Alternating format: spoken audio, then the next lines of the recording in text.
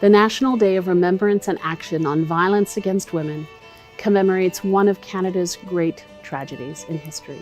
On December 16, 1989, 14 women at l'École Polytechnique de Montréal lost their lives in a shocking act of gender-based violence.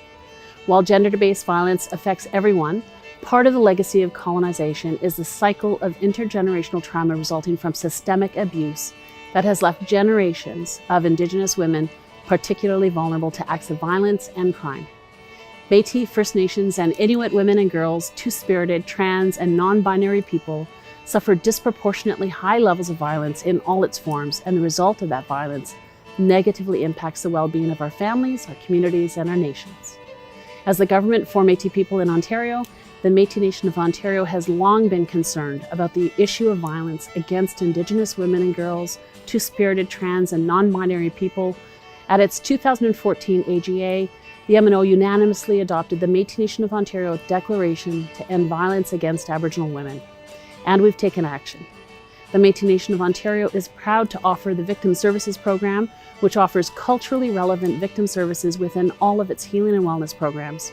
Our Métis Family Wellbeing Program was launched to support families in their efforts to heal the effects of intergenerational trauma, reduce violence, and address the overrepresentation of our children and youth in child welfare and youth justice systems. And we've built a suite of supports through our mental health and addictions program, including a 24-hour crisis line to support those dealing with trauma and the intergenerational impacts of colonization. Still, this is an issue that no one government, including the MNO, can fully address alone.